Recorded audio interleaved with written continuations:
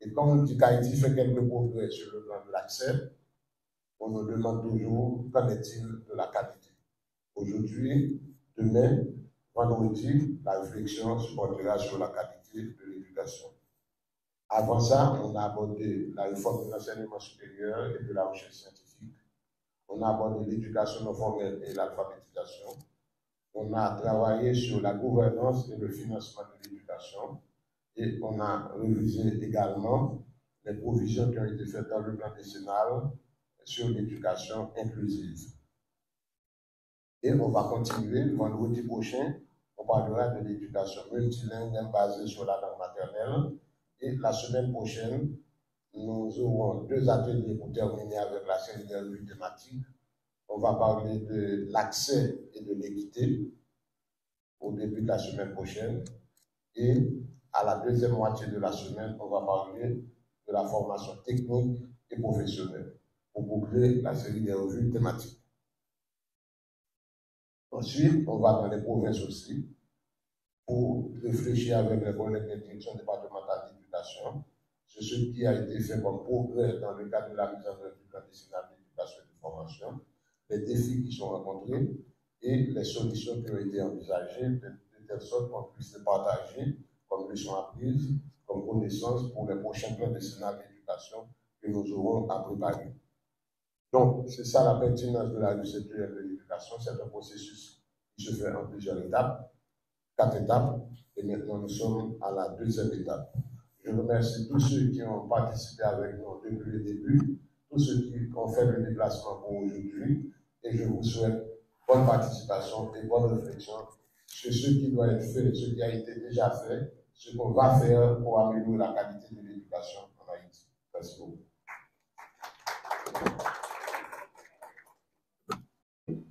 Les objectifs qui sont formulés pour la réalisation de cet atelier, ainsi que l'axe 2 qui est l'axe pertinence et qualité.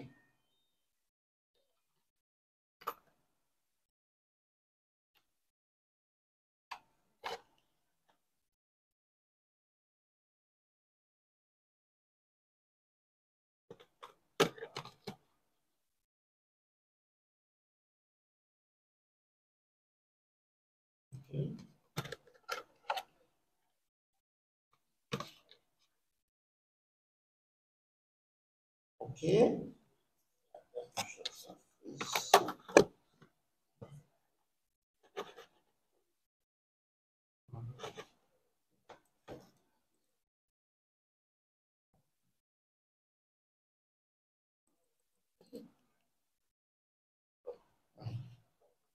OK.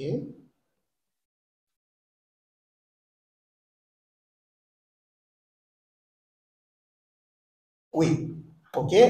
Et on a quelques objectifs.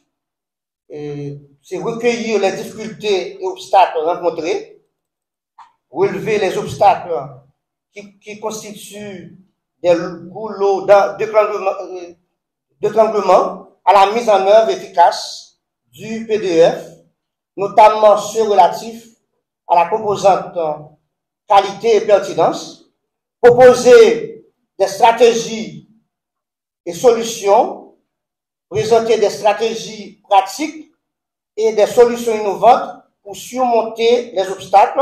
Des compétences comportementales, c'est développer l'estime de soi qu'Haïti nous.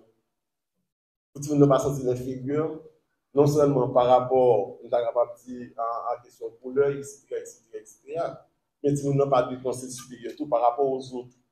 D'accord, ça dit que c'est ça qu'a développé dans l'école, et aujourd'hui, et réforme là, il parlait de questions. Et qu'on a compétences, tout sont compétences que nous avons les compétences transférables, qui appuient sur une forme de compétences en communication. Si vous n'avez pas fond en pile, puis qu'on a pile bagaille, même pas à exprimer l'école là doit permettre de leur plus jeune âge pour être capable de faire passer des séries d'idées que gagnent.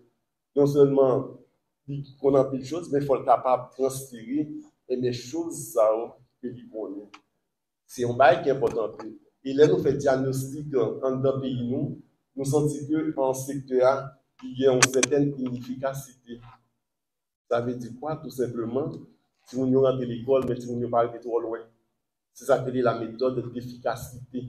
Le flux des élèves, la cohorte qui entrait en première année d'études fondamentales, et cette cohorte-là peine pour atteindre le taux d'achèvement. Moi, l'étude qui est menée, et littérature là, on cohorte de 1000 élèves qui rentrent en première année fondamentale, à peine 450 qui arrivent dans la 6e année. Donc, gaspillage de ressources, non seulement pour l'État, mais aussi pour les familles, parce que nous avons un secteur marqué par des taux de renouvellement et des taux d'abandon importants, ce que moi j'appelle des années élèves gaspillées. Et si on nous passe, on ne pas être dans l'école, si on ne pas apprendre grand-chose, et que si on doublé. Éducative, et par exemple, action éducation, parole éducation. Donc, ça a aussi ensemble d'actions radio éducative et pour produit dans le cadre d'intégration. Mais après, radio-télévision éducative, avec la création de UTIS, qui c'est Unité technologique de l'information et de la communication en éducation, UTIS pourra créer un ensemble de plateformes et de